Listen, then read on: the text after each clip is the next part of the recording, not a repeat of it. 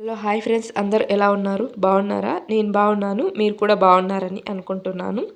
ఇది స్పంజ్ దోశ అనేది చాలా ఈజీగా టేస్టీగా చేసేసుకోవచ్చు ఫ్రెండ్స్. ఇది చాలా టేస్టీగా ఉంటుంది. మీరు కూడా ఒక్కసారి ట్రై చేయండి. ముందుగా అయితే ఒక కప్పులో అయితే 1.5 కప్పు వరకు అయితే అటుకులను తీసుకుంటున్నాను. దాన్ని నీట్గా వాష్ చేసేసుకొని ఒక 1 కప్పు వరకు అయితే వాటర్ యాడ్ చేసేసి కొద్దిసేపు అయితే నానబెట్టేసుకోవాలి. ఇలా కొద్దిసేపు నానే వరకు అయితే మనం ఒక మిక్సీ జార్ తీసేసుకొని దాంట్లో సూజీ రవ్వ, మనం తెల్ల రవ్వ అంటారు, సూజీ రవ్వ, ఉప్మా రవ్వ ఇలా ఉంటుంది కదా, ఆ తెల్ల రవ్వను కూడా తీసేసుకోవాలి. ఇప్పుడు ఒక మిక్సీ జార్ తీసేసుకొని మనం ముందుగా నానబెట్టుకున్న అటుకులను అయితే వేసేసుకోవాలి. ఇలా కొద్దిసేపు వాటర్లో నానడం వల్ల అటుకులు అనేది మంచిగా మిక్సీ అవుతాయి. ఈ విధంగా మంచిగా నీట్గా వాష్ చేసేసుకొని కొద్దిసేపు అయితే నానబెట్టేసుకోవాలి అటుకుల్ని. ఇలా మొత్తం నానబెట్టుకున్న అటుకులను అయితే ఒక మిక్సీ జార్లో వేసేసుకోవాలి. అలాగే ఒక 1 కప్పు వరకు అయితే సూజీ రవ్వ వేసేసుకోవాలి. అలాగే ఒక 1 కప్పు వరకు అయితే పెరుగుని యాడ్ చేసేసుకోవాలి. పుల్లటి పెరుగు అనేది యాడ్ చేసుకుంటే టేస్ట్ అనేది చాలా బాగుంటుంది. ఇప్పుడు క్యాప్ పెట్టేసుకొని మెత్తని ప్యూరీ లాగా అయితే మిక్సీ పట్టేసుకోవాలి. చూడండి ఫ్రెండ్స్, ఇలా ఈ విధంగా అయితే మెత్తని ప్యూరీ లాగా మిక్సీ పట్టేసుకోవాలి. స్పంజ్ దోశ అనేది చాలా టేస్టీగా ఉంటుంది ఫ్రెండ్స్. ఈజీగా చేసేసుకోవచ్చు. మార్నింగ్ బ్రేక్ఫాస్ట్లోకి అడవిడి లేకుండా, పిండిని నానబెట్టి పులియబెట్టే పని లేకుండా ఈజీగా చేసేసుకోవచ్చు. ఇలా ఈ విధంగా అయితే ప్యూరీలాగా అయితే మిక్సీ పట్టుకున్న తర్వాత ఒక బౌల్లోకి అయితే తీసేసుకొని మనం మిక్సీ పట్టుకున్న పిండి ఉంటుంది కదా, దాన్ని మొత్తం అయితే ఒక బౌల్లోకి యాడ్ చేసేసుకోవాలి. అలాగే తగినన్ని వాటర్ కూడా వేసేసుకొని మంచిగా కలిపేసుకోవాలి ఫ్రెండ్స్.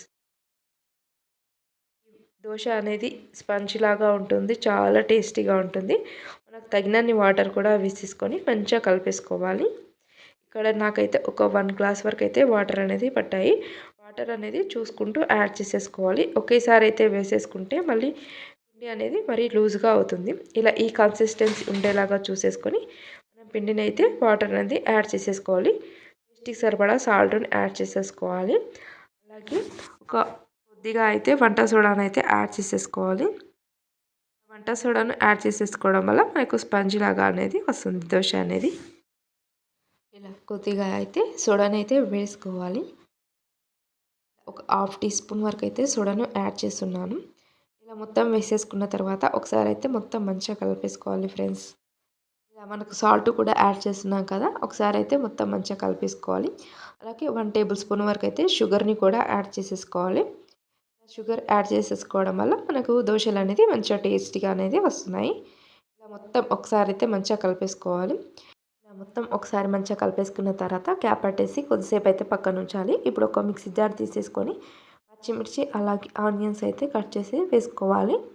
ఇంట్లో మనం క్యారెట్ అయినా వేసేసుకోవచ్చు, అలాగే బీన్స్ కూడా వేసేసుకోవచ్చు.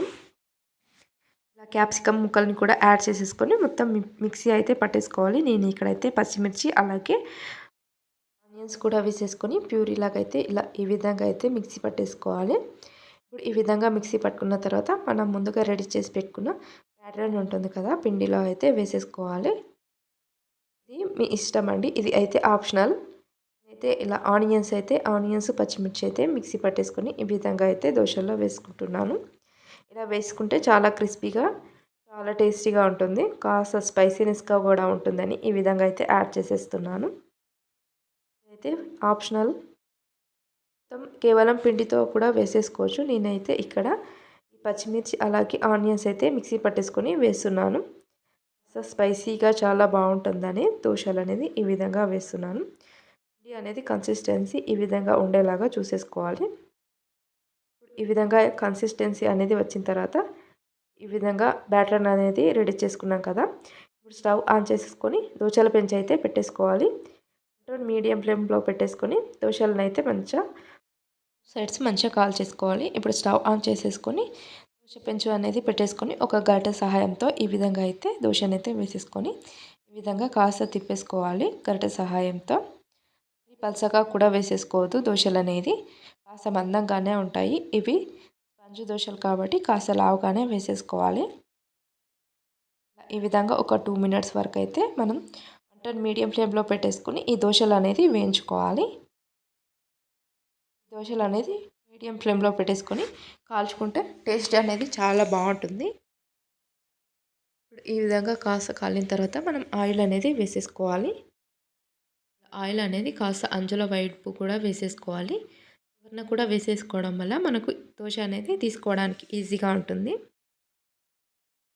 ఈ విధంగా కాస్త మెల్లమెల్లగా అనుకుంటూ మనం దోసలనైతే టర్న్ చేసేసుకోవాలి. సైడ్స్ కూడా మనం కాస్త ఆయిల్ అనేది వేసేసుకోవాలి.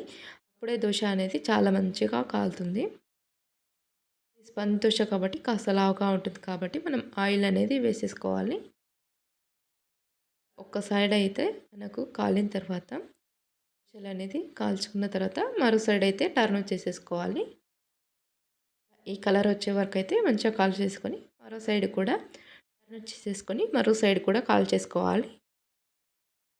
రెండు సైడ్ కాల్చుకున్న తర్వాత తీసేసుకొని ఒక ప్లేట్లోకి అయితే వేసేసుకోవాలి. అంతే ఫ్రెండ్స్, ఈజీగా టేస్టీగా స్పంజ్ దోసలు అనేది రెడీ అయ్యాయి. వీడియో నచ్చితే లైక్ చేయండి ఫ్రెండ్స్. మా వీడియో ఫస్ట్ టైం చూసినట్లయితే సబ్స్క్రైబ్ చేసుకొని పక్కనే ఉన్న గంట సింబల్ని ప్రెస్ చేయండి. ఇలాంటి ఈజీ అండ్ టేస్టీ వంటకాల కోసం మా ఛానల్ని సబ్స్క్రైబ్ చేసుకోండి. Thank you for watching this channel. Subscribe my channel.